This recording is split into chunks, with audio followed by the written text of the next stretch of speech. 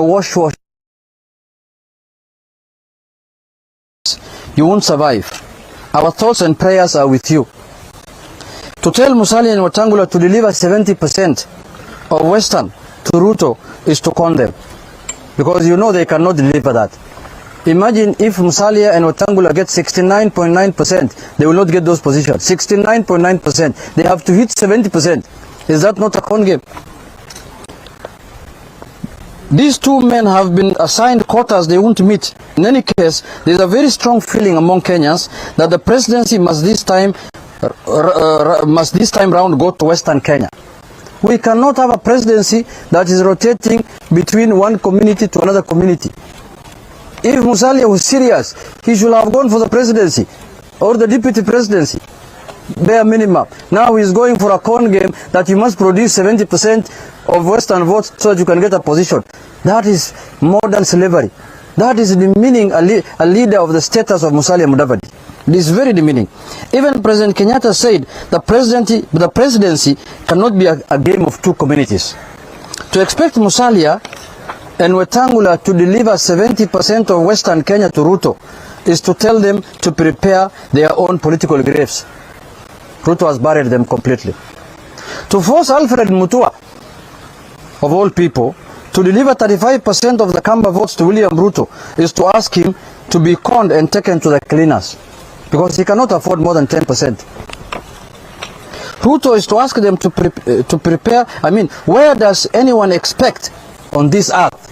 Where does anyone expect on this earth Governor Kingi to get and deliver 50% of the cost people if he cannot deliver even Kilifi to Ruto? Honestly.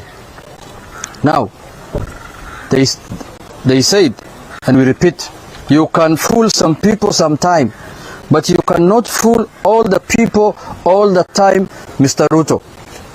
You can only fool some people for some time, but you cannot fool all the people all the time, Bana Ruto.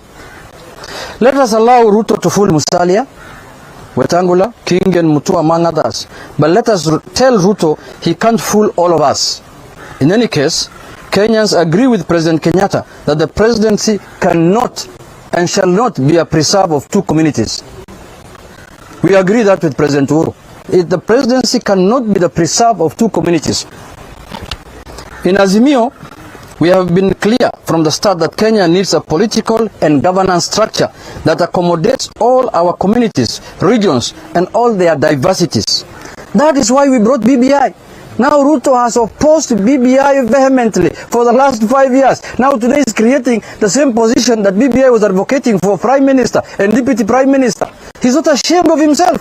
He spoke at Bomas 1, at Bomas 2, like somebody who came from the moon, and told Kenyans that we don't need positions. Today he's dishing out the same positions to Musalia and other people. That tells you what kind of character we are dealing with. A hypocrite per standard. He's the man who said we don't need BBI, we don't need to create positions, we don't need. Now he's reinventing BBI through the back door. Why didn't he join the train of BBI if he thought that he needs this position so much like the way he's doing?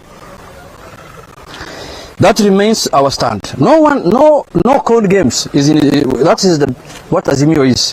In Azimio, we have a leader who has suffered for what is right and not what is convenient, because Ruto is doing what is convenient for him.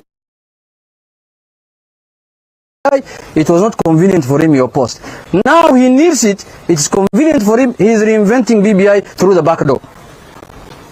Let us leave conmanship to Kenya Kwanza. Let us pity Ruto conned victims, but let us stand with what is right. As Azimio, we are determined to end this politics of conmanship and of taking adult politicians to the cleaners. End of my statement. Na ningependa kusema tunaonea huruma wale watu ambao wamekuwa conned jana.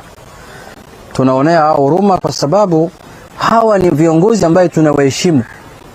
Ni viongozi ambao walidanganywa ati sisi hatutaki BBI. Si tunataka vyeo, tunataka kusaidia mama mboga, tunataka kusaidia mama zili boda boda. Unapewa cheo ambaye haiko kwa katiba. Musalia Mudavadi, unapewa cheo ambaye haiko ati 14 days after Ruto is elected, who told him Ruto will be elected? And he is going to do an executive order to appoint Musalia Mudavadi. Really? And when we wanted to make that,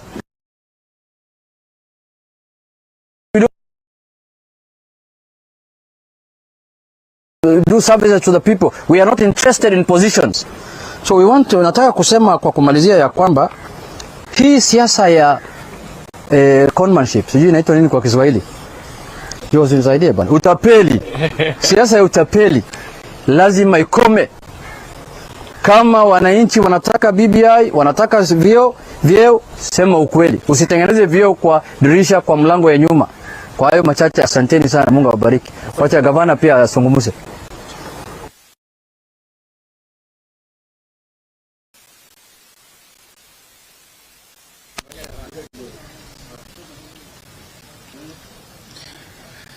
Tumepigwa na mshangazo ama butwa chakari, kwa sababu tulikuwa tumeona watu ambao wamejenga agenda ama narrative tofauti na matendo.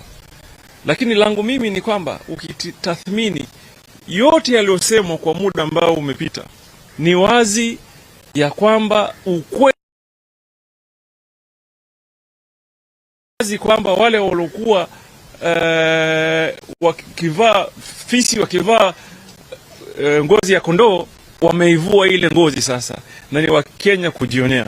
Mimi nilikuwa nataraji serikali ya William Ruto nione deputy president chairman of boda boda Busia, nione prime minister chairman of Mama Mboga from Kongowea market, chair lady or chairperson from Kongowea market, na hawa wengine, because they have been selling that narrative for the longest time, and this is what they have been using against us. Because sisi we are realists, we say things as they are, because we mean well for this country, and we want to say things that when the time comes, we will stand the test of the time. So wao wameenda, lakini ukweli ni kwamba wamejionyesha. For example, hapa Kilifi, ndugu zetu ambao wametoa shida ambazo zinafaa zitatuliwa, na wakasema tumeenda UDA kwa sababu hizi. How do you resolve those issues when you're speaker? How? Wewe speaker utaleta shamba namna gani hapa? Au speaker utarudisha bandari namna gani?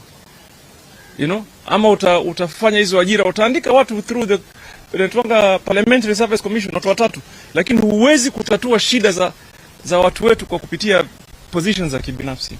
So mimi nataka niwaambie hawa ndugu zetu, mumeona mnatembea na mtu lusu, mtu mfisadi, mtu mdhabdhabina, mtu hana ukweli, mtu baradhuli. Amweni, it's never too late for you.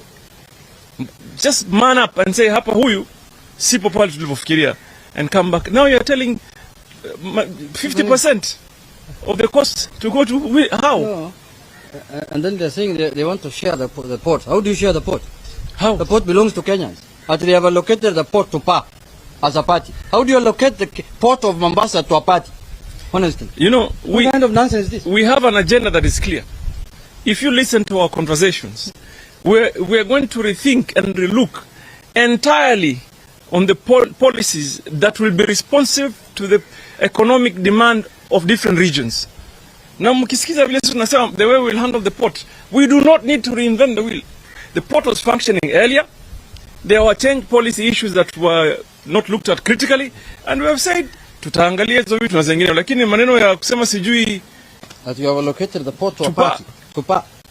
The port. So why don't they allocate also Lake Victoria to a party? Or they allocate Mount Kenya to a party?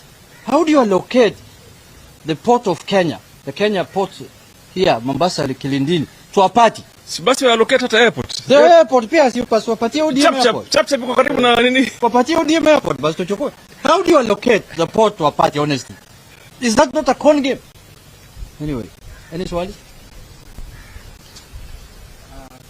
Sababu kuu ya kulingana wanakindi na mtua ilikuwa kwamba mtarambamu ulifikia saa hivi nao wamekuwa na haja ya kuonyesha hasa kipindi ama kila mtu kutokea kazi.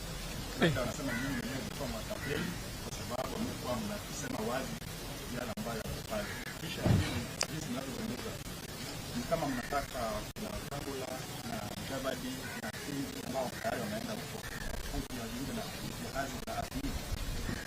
Unajua, inaonekana bana Wenga, wewe ulikuja kufanya press conference yako hapa, sio yetu. Sisi tumekuja kuongea na wewe juu ya hii maneno yamefanyika jana ya maajabu. Document yote ambayo ni ya coalition zinakuwa registered kwa political parties registrar. It is a public document. You can go and access it under Article 34 to Article which one of access to information. So these documents are public. We deposited ours on 9th of April. It is there. Anybody can go and peruse it. Like the way theirs now has been. This scandal has happened yesterday because this document of Kenya Kwanza is the biggest scandal that has happened in Kenya. The biggest con game. So ours is not being fought over because it's not a scandal. This is a scandal. Wewe, you call yourself a leader. How then do you come up